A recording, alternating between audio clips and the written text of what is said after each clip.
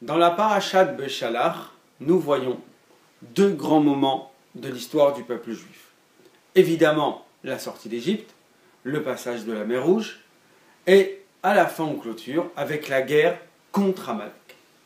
Alors, ce qui est intéressant, c'est que dans notre parasha, nous avons deux batailles. On a la guerre contre le pharaon, contre Paro, quand il essaie de traverser la mer Rouge, et nous avons une deuxième guerre, c'est celle contre Amalek. Et on voit qu'Hachem réagit différemment. La guerre contre Paro, il dit aux Juifs, Hachem ilachem lachem ve'atem tacharishun, que Dieu se battra pour vous et vous resterez tranquille dans votre coin. En revanche, dans la guerre d'Amalek, nous voyons exactement le contraire. Hachem nous dit, non, c'est l'ilachem ba'Amalek, va te battre contre Amalek.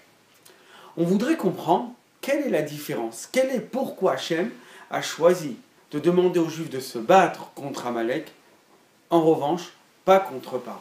En fait, dans la guerre contre Paro, l'objectif de Paro, c'est juste d'empêcher les Juifs d'avancer. C'est leur faire du mal. Mais quoi? Physiquement, ça veut dire les reprendre et les ramener en Égypte en tant qu'esclaves. Donc à ce moment-là, Hachem s'occupe de ça. Hachem prend la garantie que le peuple juif pourra continuer sa route vers le mont Sinaï. En revanche, Amalek, son seul et unique objectif, n'est pas d'empêcher les Juifs physiquement, mais c'est au contraire de les empêcher spirituellement. C'est-à-dire que, en revanche, la seule chose qu'Amalek veut, c'est d'empêcher les Juifs de recevoir la Torah. À ce moment-là, la Torah nous donne un message. Quand quelqu'un arrive et veut faire obstruction à notre judaïsme, à l'étude de la Torah, à l'accomplissement des mitzvot, nous devons prendre tous les moyens que nous avons dans notre possession pour pouvoir le vaincre.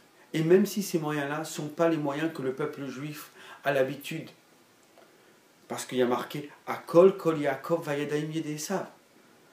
La guerre, ce n'est pas la première arme du peuple juif, c'est le peuple du livre. Donc, aller sortir en guerre, ce n'est pas l'habitude du peuple juif, ce n'est pas dans ses coutumes, dans sa tradition. Mais Hachem nous dit face à quelqu'un qui nous empêche de nous attacher avec Hachem, quelqu'un qui nous empêche de faire Torah et Mitzvot, aucun moyen ne doit être négligé. Si vous avez aimé cette vidéo, n'hésitez pas à la partager et à laisser un pouce bleu.